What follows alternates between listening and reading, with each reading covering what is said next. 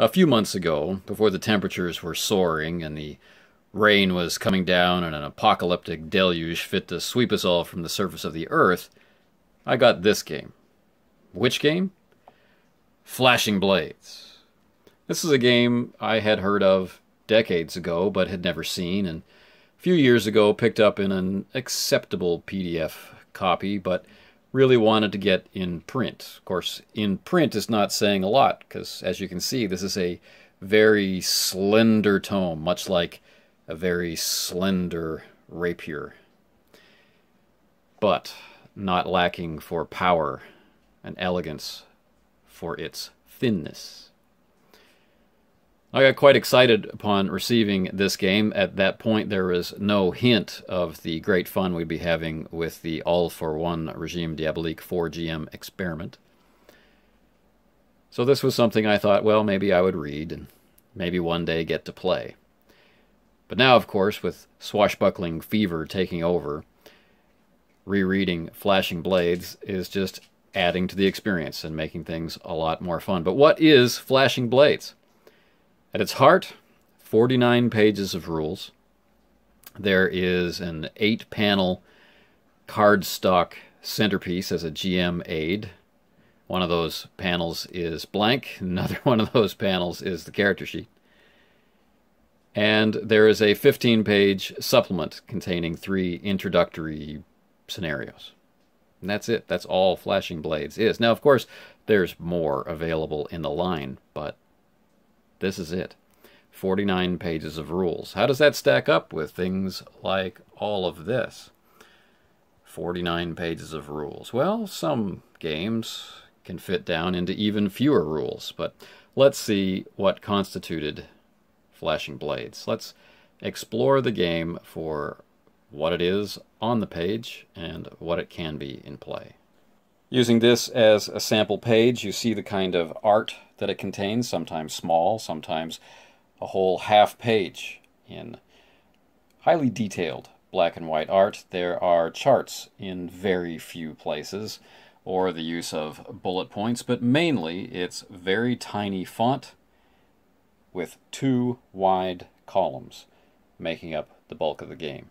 That 49 pages of rules. Flashing Blades was written and released in 1984 by a person named Mark Pettigrew. When you read it, it's obvious that this game came from a real place of love. I mean, let's assume you picked it up in the store. This would be the first thing that you're going to read. It was a question of honor, and honor was always foremost in the minds of the men who strode through the age of the Sun King. A deserted courtyard on the edge of Paris was the stage on which they met with Flashing Blades. All right. It just grabs you with a sense of drama and almost a Western-themed, with a glint of sunlight on steel art on the back. It's evocative, but then if you were to open it, then you get to Section 1.0. I mean, it still feels informed by a lot of war games. Section 1.0. Introduction. I'm just going to read the first 2 paragraphs, and I want you to listen closely, because the first paragraph is just 2 sentences. Second paragraph is constructed a little bit more normally, but listen. Section 1.0. Introduction. This game, Flashing Blades, is a complete system for role-playing adventure. It is set in 17th century France. The France of the bland King Louis XIII, the dynamic King Louis XIV, the evil Cardinals Richelieu and Mazarin, the dashing 3 Musketeers, and countless other swashbucklers, dandies, cavaliers, rogues, villains, highwaymen, and cutthroats, a time when duels, brawls, and high adventure were the order of the day. Second paragraph. As one might expect, Flashing Blades is designed to capture the adventurous and lighthearted spirit of swashbuckling adventure stories and movies. It has been necessary at times to sacrifice some realism and historical accuracy to this end. Players might imagine the game as being set in the France that might have been, rather than the France that was. Flashing Blades, like all other role-playing games, requires a creative imagination. And that's how the game begins. But what are its contents? Well, the contents are right here. Section 1.0 is the introduction. Section 2, which is also on this first page of text, which is page 3, components. Section 3, which starts on page 4, starting character. So character creation runs through a variety of different sections, 9 different sections, 3.1, 3.2, 3.3, and on like that. And then moves us into section 4, personal combat. So from page 4 to page 13 is character creation. Character creation works like this. Determining attributes, determining your background, choosing skills. Then there's information on how to use skills, and then the skills are described. Then we get into martial training, and there's a list of martial skill descriptions. And then section 3.51a and 3.52 are expertise in martial skills and choosing martial skills. Okay. Section 3.6 is advantages and secrets. Then 0.7 is money and equipment. 0.71, yearly allowance. 0.72, outfitting. 0.8, social rank. And 3.9, the sample character. So that finishes on page 13. Section 4, personal combat, opens up on page 14. So I think a lot of people flip to the combat section if they really want to understand a new role-playing game. I don't. I look for a section on the dice, like the basic game mechanics or whatnot. And you won't find a section like that in here. If you want to understand how the game works, you really have to read the whole game because it's given to you in little pieces.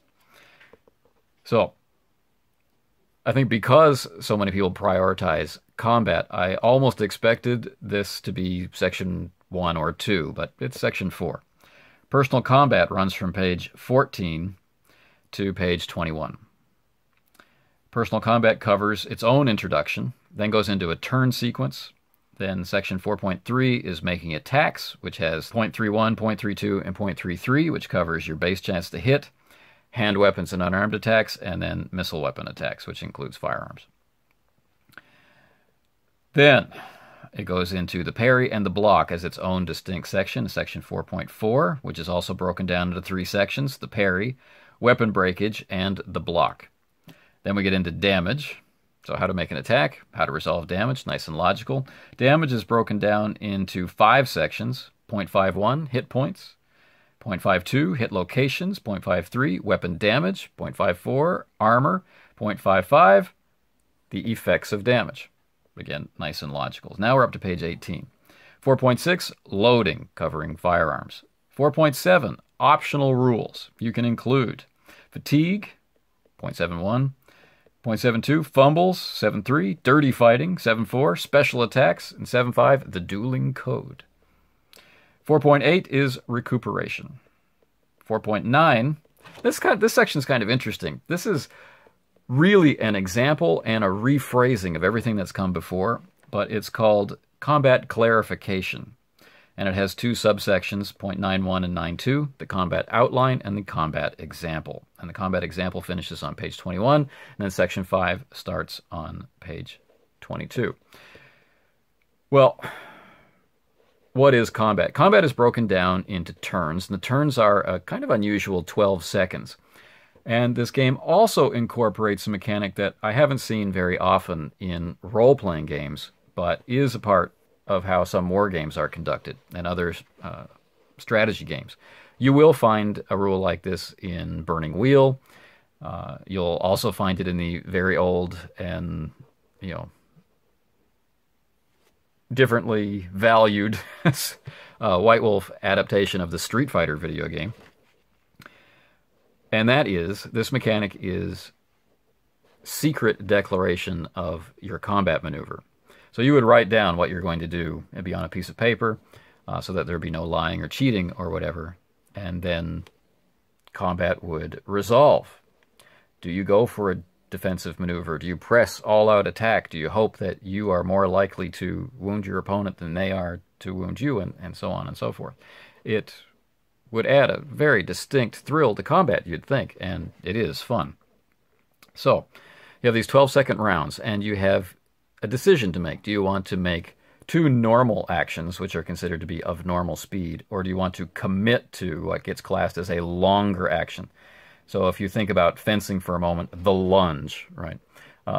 You do train to lunge very, very quickly, but it's a very physically committed act. You know, the full extension of the body out into the point to cover as much distance as possible, and recovery puts you in a certain position in relation to the other fencer or the other fighter. So to represent the difference between a slash or a quick thrust and the lunge, the game has been divided up into these normal actions and long actions. So that's kind of cool. You get one long action or two normal actions. Actions themselves have been divided up into 5 types. We have movement, attack, defense, counters, and then miscellaneous. So movement is obvious, and it's tied into dexterity. Initiative also is tied into dexterity. The type of weapon you're using and its relative speed compared to others has an influence on your dex rank, and then you go in order of dexterity for these 12-second rounds. And then there's movement. You get a certain number of meters based on your dexterity and other conditions. And the attack. Attacks are prioritized in terms of type.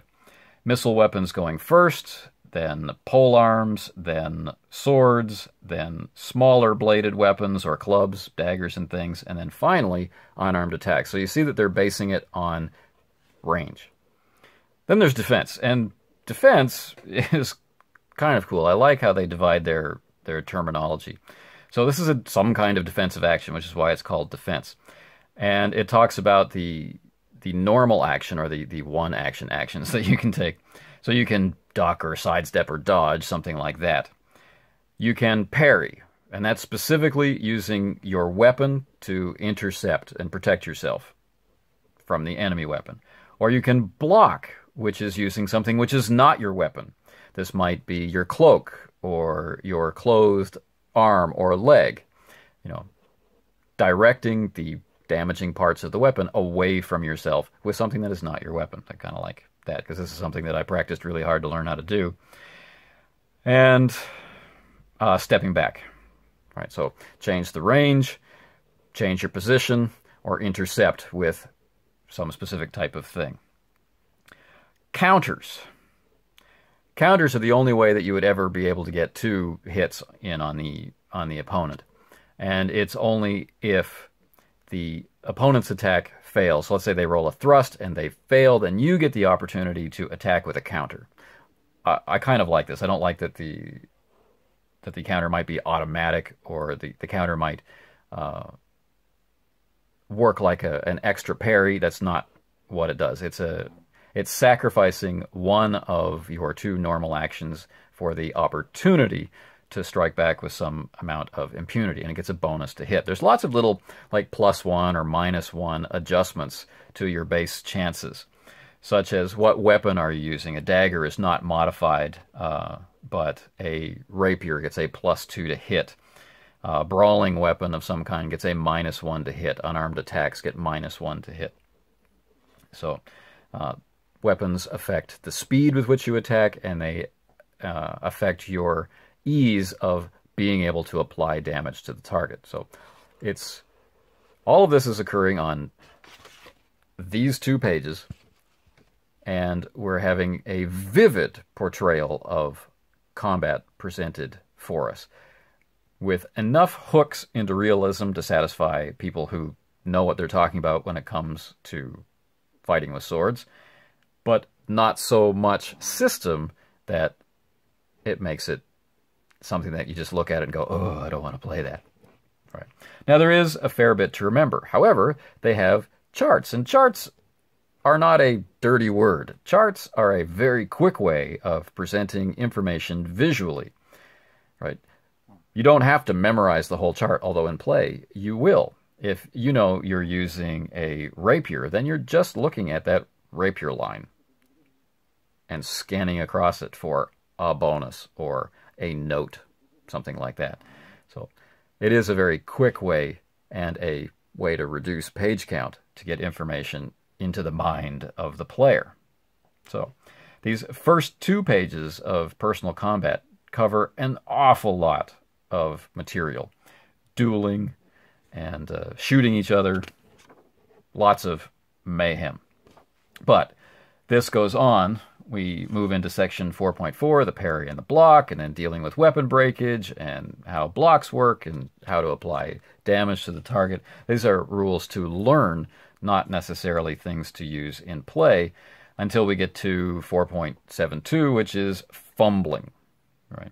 This might be a page that you would reference, or this might be on your GM notes page or on your screen or whatever. What happens when you fumble unarmed, when you fumble with hand weapons, when you fumble with a missile weapon, when you fumble with a thrown weapon, when you fumble with a firearm, etc., etc.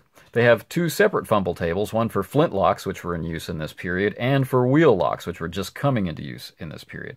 And then they also have a fumbles table for grenades. And who doesn't love a fumbles table for grenades? In the optional rules, we have dirty fighting, which covers things like trip, vicious kick, the stomp, throwing sand, choking, all the things that a gentleman really should not do, but really wants to do. Right. Then special attacks are things like entangling, and you could use these rules for things like using your cloak, and striking to subdue, and things like that. Now, this brings us all the way through to the combat clarification, and now we're on page 21. And then in a box on the side of the page, so it really stands out, is 4.92, the combat example. Okay? And that kind of spills over a little bit and takes up 1/4 of page 22 with a very cool piece of art, which I'm not going to show you. And that brings us into the next section, section 5, which is ranks and positions. If you're going to play these characters, you really know how they relate to each other on a day-to-day basis. So it helps us understand the social scale and what kind of titles you're going to be using. And if you have a military commission, what that really means, both in your military life and in your social life. So we've got social rank. We've got the military. We have influence and using influence. We've got ranks within the military and what that really means. And we have a long list of actual historical companies that you might belong to, plus the rivalries which are known to have existed between them, either in fiction or in real life. So the very first one on the list is the Cardinals Guards versus the King's Musketeers, which is something that we know and love from playing All for One. So we go through a couple of pages of this, and this gives you a sense of who you're playing and what world they're playing in. I find this stuff to be really immersive. I just kind of flip through it and I get story ideas, things to use in this campaign and reasons to start other campaigns. Then it has things about the ongoing wars that France is experiencing and what would happen if you were captured or injured in war or mustered out successfully. We move into the clergy and positions within the clergy and the way that the clergy behave. And then we get into the royal bureaucracy, something that you're going to deal with a lot, no matter who you are. All right. In the middle is this cardstock section, which has like a map of Paris. You can see costs and weights for things. This is a quick reference aid more than a Game Master's screen. This was pretty common in this period of time to have these inserts stuck in things. Like the Indiana Jones game, for example, does this also. So there's money and levels of expertise and how to give experience and the economy and the social scale they're represented.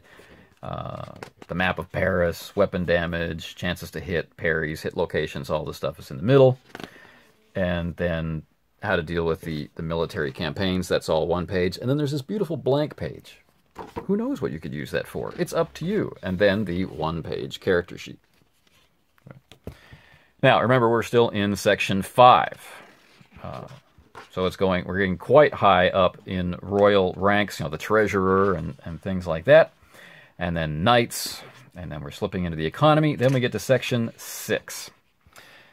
Section 6 is experience. How will these characters progress over time? And that's very, very short. That's the bottom of page 39 and half of page 40. And then we get into section 7.0, the appendix, which looks at what weapons you might want to use, and Paris in the 17th century. This is the keyed map, not just the general map, which zooms in on the central island here. Right? Names and forms of address, the historical and political overview, the history of the 16th and 17th century, which I mentioned earlier on in the video. And then there are details about the most important personalities, the kings, the cardinals, and the grandfathers and whatnot. Okay, then the recommended reading and bibliography, which has some great stuff in it. Things like, of course, Dumas with the Three Musketeers, which a lot of people, I think, have read 20 years after, which I think fewer people have read. 10 years later, the Vicomte de Bragelonne, much less known. The Man in the Iron Mask, the Corsican Brothers, the Count of Monte Cristo, and Louise de la Vallière. He also recommends The Princess Bride, Cyrano de Bergerac, Scaramouche, Captain Blood, Saint Martin's Summer, The Master of Ballantrae, and Treasure Island. So lots of great stuff here. Then they're even cool enough to recommend other games set in this period, namely En Garde, from Game Design Workshop from 1975, Rapier and Dagger, also by Fantasy Games Unlimited from 1978, and Swashbuckler from 1980. Okay. So, and that's it. That's Flashing Blades.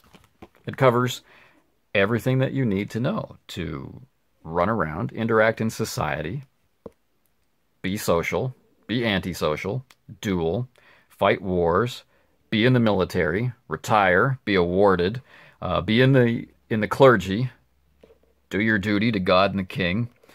An awful lot in just 49 pages. And all with the idea that this is supposed to be flashing blades, right? This is supposed to be thrilling, excitement, and adventure. So, meaning that the system was seen to be quick. So let's talk briefly about the system before we end this video. When I read sections like this in games of this period, it gives me that warm flush of recognition and nostalgia and makes me want to play that way again. And there's some things that I still do, you know, maybe you do too.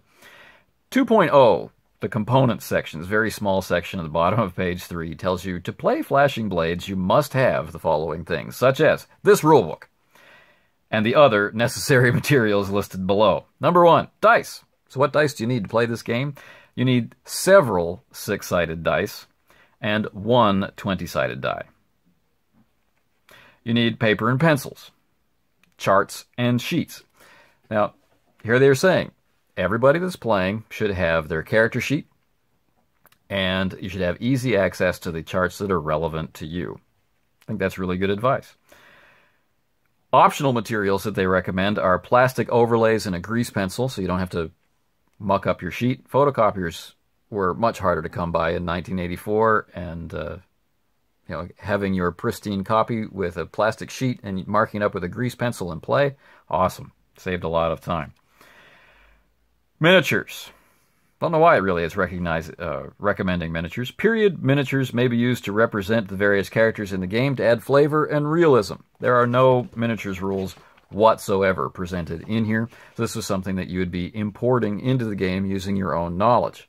Of course, miniature rules were a lot more common for war games than role-playing games at the time. 3. You'll love this. I do anyway. Calculators. The Game Master may find a calculator useful in bookkeeping for the players. Sounds intimidating. Calculators? Why do I need a calculator for? But that last note is important. Bookkeeping for the players. You don't need a calculator to play the game, but I love that it's stuck in there. It's the last thing you see before you get into section 3.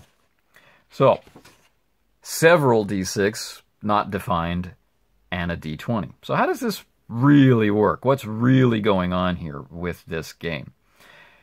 When you look at the base chance to hit, it's running from 4 to 20.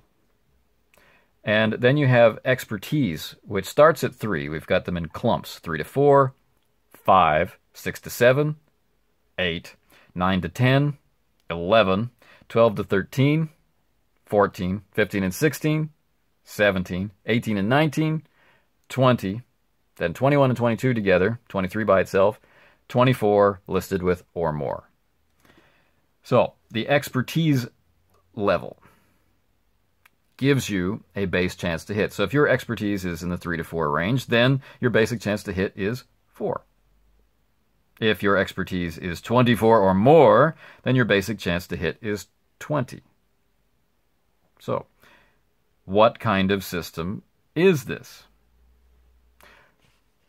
Section 4.31, base chance to hit.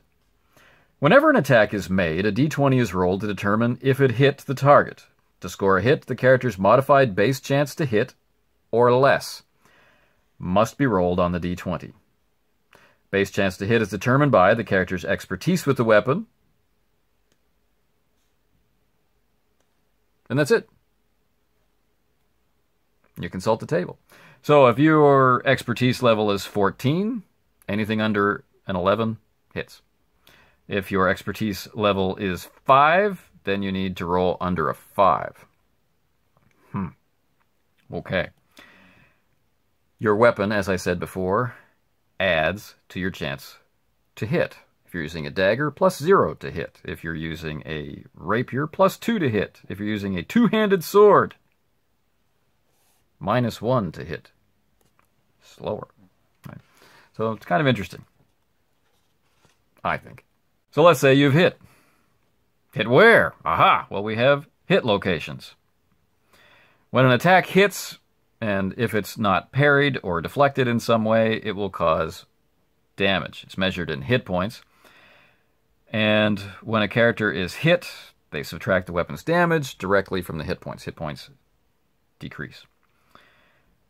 So, the hit locations are determined by rolling the d20 twice. It says it's important to determine approximately where an attack hits. To achieve this, the attacker must choose a location to aim for. So, when you're making your declaration, you say, I'm going to thrust into his shoulder, because your intent is not to kill. Then you roll the 2d20, or you roll, I would roll 2d20, but in these days it might be difficult to get dice. I know in 1984 I did not yet have my own dice, and I don't think anybody had 2 d20, so there you go. So you roll the d20 twice. The first time, and you consult the table for what it means, or you have it committed to memory, and the second time, and the one result closest to what was declared, that's what gets hit. I really like this. I mean, it may seem kind of weird, I don't know, but it just makes me smile, right? I roll 2d20, I'm intending to hit him in the shoulder, but let's say I get a roll of left arm and left leg, right? I'm going for the right shoulder. So we're going to choose the left arm. Perhaps he's got a cross-body thing going on. So the dynamism of the combat is transmitted to us by this simple die roll. It's for example, it gives you something to add into the narration, to create the dynamic and chaotic nature of combat, where what you're trying to do is rarely what happens unless you grossly outmatch your opponent. So this I like quite a bit. What does weapon damage actually do? Well, as it says in Weapon Damage, section 4.53, the damage that a weapon does to its target when it hits is determined by several factors. Base damage, and this is where your d6s come in. Base weapon damage is modified by the type of attack used and the attacker's strength. If you're not using a weapon that matches your strength very well, you're going to take some penalties, right? So, then there's a table. If I'm using a rapier, I have a different base damage according to the type of attack I'm using.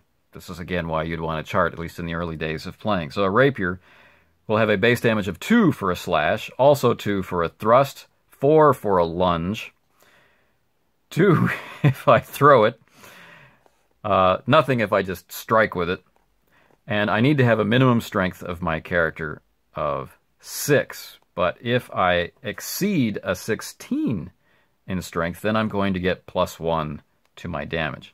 So the base damage is important. If I succeed in my hit, then I'm going to apply 2 points of damage. Let's say I'm thrusting. So I apply 2 points of damage with my thrust, and I figure out how to narrate that and figure out from the hit location where it's going and why it ended up in that spot. That's all kind of interesting. Now, I have a possibility to inflict a serious wound, and I will do this if I roll less than half of what I need. So if I needed a 10 to hit and I roll 5 or under, then I get a serious wound. And if I get a serious wound, I do that base damage plus a d6. Right? So a normal hit is a light wound. Going over my target means I don't inflict any damage, or perhaps I missed completely. And if I roll under half of what I need, then I get to do base damage plus a d6. If I'm much stronger than I need to be, then I also get to add +1 to that. And that handles sword fighting damage. So there is an awful lot packed into this. And as it's a chart-based game, you're going to have periods of slowness as you reference the chart, or as you try to find confidence in your memory of what it's talking about. But once you have it, then this game is going to move like grease lightning. Maybe not as fast as Ubiquity does, or something like that, but fast.